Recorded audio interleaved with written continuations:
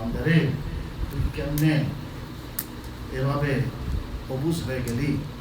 তুই কি জানিস না আমি এই আসমান, 7 তবক আসমান, এই 7 তবক জমিন, কাগজকে যেরকম মুসরায় ফেলা হয়, এমন একটা দিন আসবে যে 7 তবক আসমানকে আমি মুসরায় ফেলব। এই 7 তবক জমিন, যেই জমিনের উপরে তুই এত অহংকার করস, যেই জমিনে তুই এত বুঝের মতো আচরণ করস, এই জমিনকে আমি মুসরায় ফেলব। কতই সিজিল কুতুব, কিতাবের এক একটা পৃষ্ঠা যেরকম ছিঁড়ে মুসরাইয়া ছোট বাচ্চা যেরকম মুসরায় ফেলে, how you flip the pages, Allah says I will break each layers of this heaven. এই আসমানের সমস্ত লেয়ার এক এক করে সমস্ত আসমান আমি খান খান করে আমি ভেঙে চুরমার করে দেব। আল্লাহ তাআলা বলছেন এখন এক কিয়ামত তোর সামনে অপেক্ষা করতেছে, তোরে একটু দেখাই।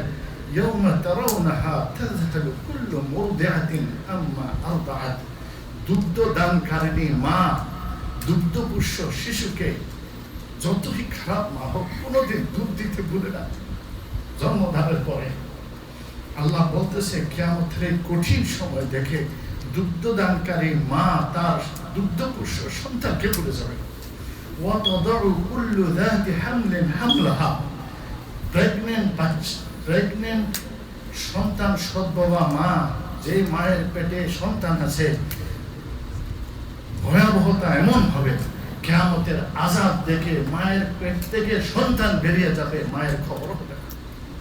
অথচ দুনিয়ার মধ্যে যত কষ্ট আছে, মেডিকেল সায়েন্স বলে একজন মানুষ 52 থেকে 58 decibel of pain, units of pain can tolerate.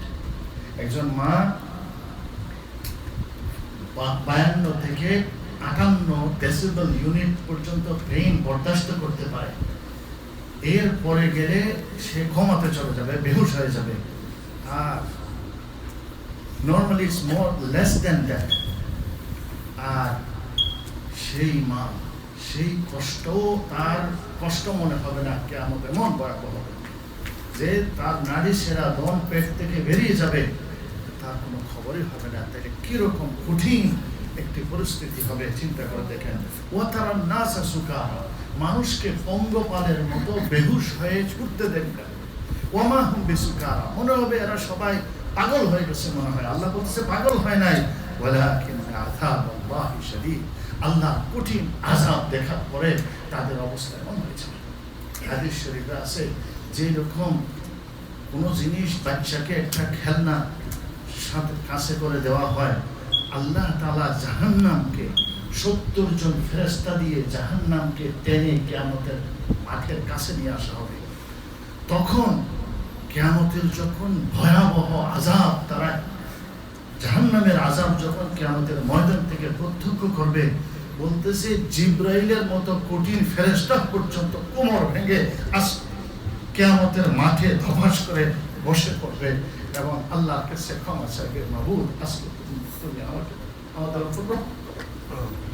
আল্লাহর হাবিব বলতেছেন আমি কবর থেকে উঠবো, আমি দেখতে থাকবো মূসা আলাইহিস সালামের মতো কঠিন শক্তিশালী নবী আরশের খুঁটি ধরে আধা জানো অবস্থায় আল্লাহর কাছে কাঁদতে থাকবে, রব্বি সাল্লিমনি রব্বি সাল্লিমনি রব্বি সাল্লিমনি, আল্লাহ আমার আজকে বাঁচাও, আল্লাহ আমার আজকে বাঁচাও, আল্লাহ আমার আজকে বাঁচাও। এই জন্য রমাদানের মধ্যে, এই রমাদানের রাতগুলিতে হাদিসে বলা হয়েছে 2টা দোয়া বেশি বেশি করার জন্য।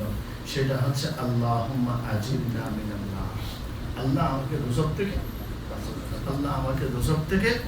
আচ্ছা, আরেকটা হলো ওয়ানাসআলুকাল জান্নাত, আল্লাহ আমারে জান্নাত দাও, আর জাহান্নাম থেকে কি করো, বাঁচিয়ে রাখো। আল্লাহ তোমাদের কবুল করুন। আমিন।